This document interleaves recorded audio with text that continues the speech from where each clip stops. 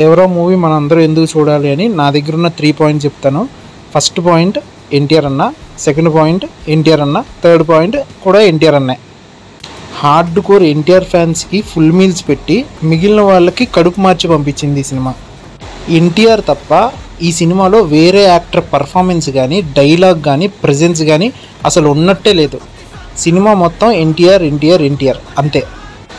చాలా మంచి డ్రామాని క్రియేట్ చేసే సీన్స్ని అనుకొని తీయలేదా, లేదంటే ఈ సినిమాని మొదటి నుంచి ఇలానే తీసుకెళ్దాం, ఇలానే రిలీజ్ చేద్దాం అనుకొని ఈ సినిమాని ఇలానే కావాలని రిలీజ్ చేశారా నాకైతే అర్థం కావట్లేదు. మొదట్లో పార్ట్ 1 పార్ట్ 2 అన్న కాన్సెప్టే లేకుండా ఒకే సినిమాగా చేద్దాం అనుకున్న దేవరా ఇప్పుడు 2 పార్ట్లు ఎందుకైంది?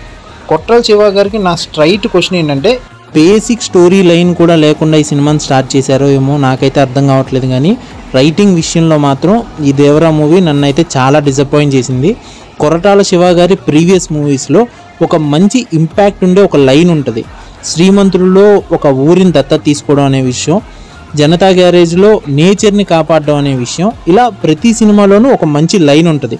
దేవరాలో అదేమీ లేదు. స్టార్ హీరో మూవీ ఎంతసేపు అయితే మనం చూపిస్తున్నామో 2 అవర్స్ 3 అవర్స్ టైము, ఆ ఉన్న టైం మొత్తాన్ని యూజ్ చేసుకొని ఆడియన్స్ మైండ్ని మొత్తాన్ని మనం లాక్కొని అక్కడే వాళ్ళని కూర్చోబెట్టగలిగితేనే ఈ రోజున స్టార్ హీరో మూవీ హిట్ అవుతుంది.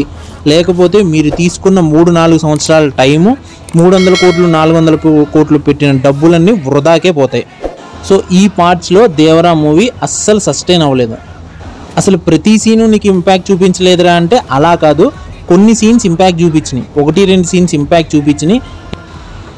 సో ఇది దేవరా గురించి నాకున్న ఒపీనియన్. పూర్తిగా నా ఒపీనియన్ మాత్రమే. మీకు మాత్రం దేవరా ఖచ్చితంగా నచ్చొచ్చు. మీరు థియేటర్కి వెళ్ళి చూడండి. ఈరోజు టికెట్ రేట్ ఎక్కువ ఉండొచ్చు, టికెట్ రేట్లు తగ్గిన తర్వాత వెళ్ళి చూడండి. మీకేమనిపించిందో కింద కామెంట్లో మెన్షన్ చేయండి. ఇప్పుడు మన పాయింట్ ఆఫ్ వ్యూలో మాట్లాడుకుందాం. తెలుగు సినిమా ఇండస్ట్రీలో ఆర్ట్ ఫామ్ చాలా ఎక్కువ ఉండేది. ఇదివరకటి రోజుల్లో, నా చిన్నప్పుడున్న రోజుల్లో మెయిన్ స్ట్రీమ్ కమర్షియల్ మూవీస్ అన్నీ కూడా పెద్ద పెద్ద స్టార్ హీరోలు చేసేవాళ్ళు. ఇప్పుడున్న టైమింగ్లో ఇప్పుడున్న స్టోరీస్ అన్నీ కూడా చాలా మార్పులు చేర్పులు జరుగుతున్నాయి. ఇంపాక్ట్ ఒక సినిమా ఇంపాక్టే అన్నిటి మీద పడుతుందో, లేదంటే వేరే స్టేట్స్ ఇంపాక్ట్ కూడా మనందరి మీద పడుతుందో నాకైతే తెలియదు. కానీ నాకున్న ఆలోచన, నాకున్న జ్ఞానాన్ని బట్టి నేను మీ అందరికీ ఒక పాయింట్ చెప్తున్నాను. పాన్ ఇండియన్ కాన్సెప్ట్ అనేది hard core Telugu cinema industry ఫ్యాన్స్ని, వాళ్ళ పేషెన్సీ లెవెల్స్ని టచ్ చేస్తుంది.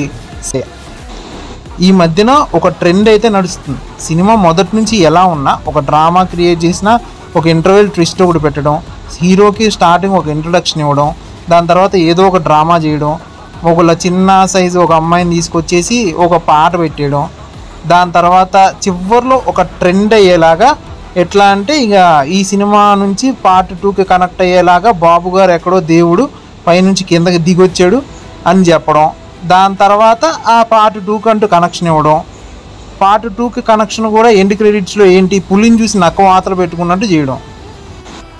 సో ఈ సినిమాని ఇంకా కాపాడే వ్యక్తులు ఎవరైనా ఉన్నారంటే ఎన్టీఆర్ అన్న మాత్రమే. ఫైనల్గా ఈ సినిమా గురించి నేనైతే ఒకటే మాట చెప్తున్నాను, చాలా స్లో ఇంపాక్ట్ ఉంటుంది. వెంటనే కొంతమందికి నచ్చకపోవచ్చు, కొంతమందికి వెంటనే నచ్చేయచ్చు. సో పూర్తిగా పర్సనల్ ఒపీనియన్ మాత్రమే ఇదంతా. మీ పర్సనల్ ఒపీనియన్ మీకుంటుంది. దేవరా మూవీని థియేటర్లోనే చూడండి. మీ అందరూ చూసిన తర్వాత మీకేమనిపించిందో కింద కామెంట్ చేయండి. That's all for today. Thank you. By.